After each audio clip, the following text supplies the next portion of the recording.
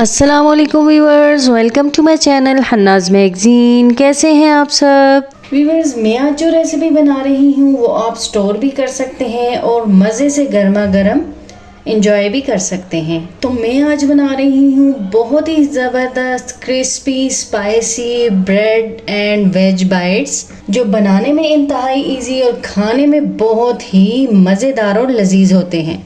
इन bytes को मैं आज बहुत ही इजी वे में आपको बनाकर दिखाऊंगी। तो चलिए इसको बनाना स्टार्ट कर लेते हैं। जैसा कि मैंने आपको बताया कि मैं आज ब्रेड एंड वेज बाइट्स बना रही हूँ, तो इसके नाम से ही आपको आइडिया तो हो ही गया होगा कि इसमें ब्रेड का यूज़ भी होगा, वेजिटेबल्स का यूज़ भी होगा। ब्रेड के लिए मैंने यहाँ पे 3 स्लाइसेस ले लिए हैं। देखिए ये बड़ी साइज़ की ब्रेड है और ब्राउन ब्रेड है, क्योंकि मैं वाइट ब्रेड अवॉइड करती हूँ। आपके पास जो भी ब्रेड नॉर्मली रूटीन में घर पे अवेलेबल हो आप वो यूज़ कर सकते हैं। और आपको ये रेसिपी जितनी बनानी हो उस क्वांटिटी में आप ब्रेड लेंगे। तो सबसे पहले मुझे करना ये होगा कि ब्रेड की साइड्स को कट कर लेंगे।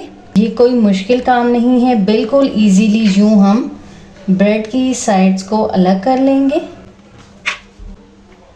यहाँ पे देखिए तीनों स्लाइसेस की साइड्स को मैंने अलग कर लिया है और इसको भी वेस्ट नहीं करेंगे। इससे भी काफ़ी सारी रेसिपीज़ बन सकती हैं और अगर आप कुछ ना भी बनाना चाहें तो भी इससे ब्रेड क्रम्स तैयार हो सकते हैं। और नेक्स्ट अब हम ये करेंगे कि एक एक स्लाइस को ले लेंगे और बेलन की मदद से, जिससे नॉर्मल रूटीन में हम रोटी को बेलते हैं ना, उस बेलन की मदद से हम थोड़ा थोड़ा इन तीनों स्लाइसेस को यूं बेल लेंगे, यानी थोड़ा प्रेस करेंगे। यहाँ पे देखिए बिल्कुल हल्के हल्के से मैंने तीनों स्लाइसेस को फ्लैट कर लिया है। बहुत ज़्यादा इसको प्रेस नहीं करना, आपकी ब्रेड यहाँ पे टूट भी सकती है। तो यहाँ पे ब्रेड रेडी हो चुकी है। अब हम इसके लिए फिलिंग तैयार कर लेते हैं। फिलिंग के लिए यहाँ पे मैंने एक बर्तन ले लिया है और यहाँ पे मैं यूज़ करूँगी 1 अदद बड़े साइज़ का आलू, जिसको मैंने अच्छे से बॉईल कर लिया था। मैंने यहाँ पे अपनी ब्रेड के हिसाब से आलू लिया है। आपके पास अगर ज़्यादा ब्रेड स्लाइसेस हों तो आलू भी ज़्यादा ले लीजिएगा। तो अब इस आलू को हम अच्छे से मैश कर लेंगे, किसी भी पोटैटो मैशर की मदद से या फिर हाथ की मदद से। इसको हमने बहुत ही अच्छे से मैश करना है ताकि इसमें किसी किस्म के कोई लम्प्स वगैरह बाकी ना रहें। यहाँ पे आलू अच्छे से मैश हो चुके हैं। तो नेक्स्ट मैं इसमें ऐड करूँगी वेजिटेबल्स। तो उसके लिए मैंने कुछ सब्जियाँ ले ली हैं थोड़ी थोड़ी। तो यहाँ पे मैंने गाजर ले ली है, इसको इसमें शामिल कर लूँगी।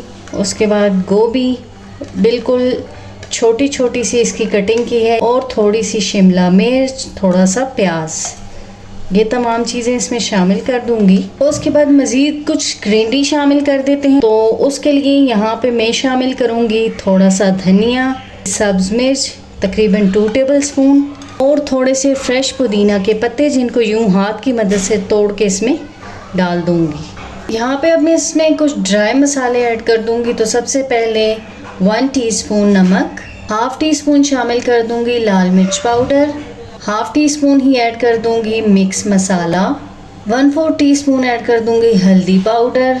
ये ऑप्शनल है, बॉडी के लिए बहुत ही अच्छी होती है, इसलिए मैं ज़्यादातर चीज़ों में हल्दी का यूज़ करती हूँ।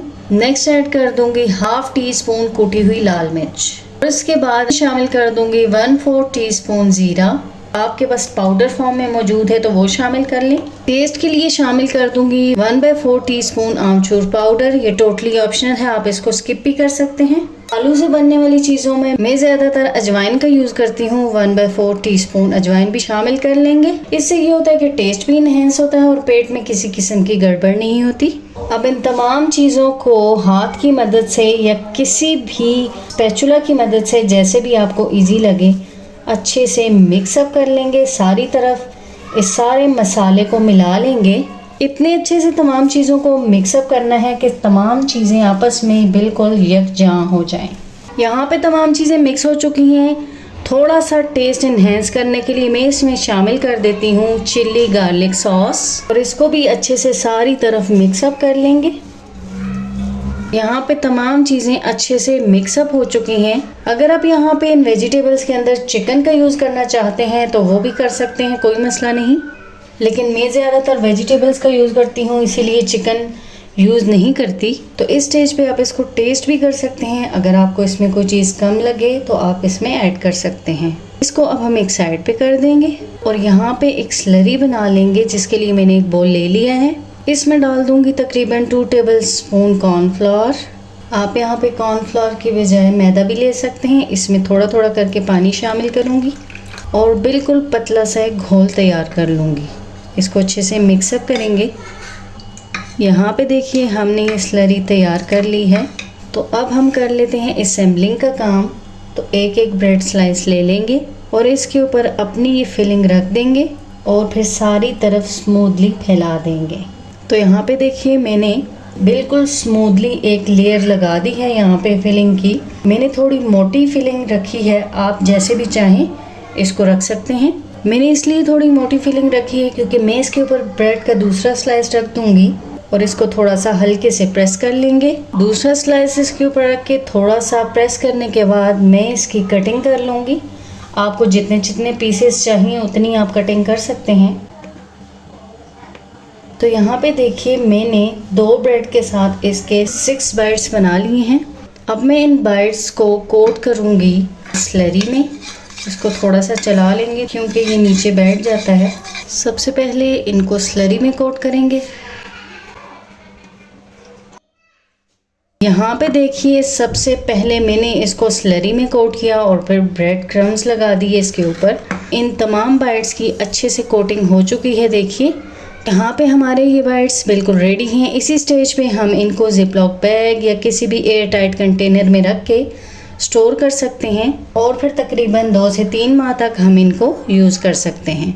जब भी आपको ज़रूरत हो या कोई गेस्ट आए हों, निकालिए, डीफ्रॉस्ट कीजिए और इनको फ्राई कर लीजिए। अब बारी आती है इनकी फ्राइंग की। यहाँ पे मैंने बिल्कुल लो फ्लेम पे ऑयल गर्म होने के लिए रख दिया है। मैंने बिल्कुल थोड़ा सा ऑयल लिया है, आप ज़्यादा ऑयल में भी इसको फ्राई कर सकते हैं। यूं एक एक बाइट लेके मैं इसमें डालती जाऊंगी। अब हम अलटते पलटते हुए इनको तमाम साइडों से गोल्डन कर लेंगे। इसमें तमाम चीज़ें बिल्कुल रेडी हैं, मतलब पकी हुई हैं, तो सिर्फ हमने इसको कलर ही देना है।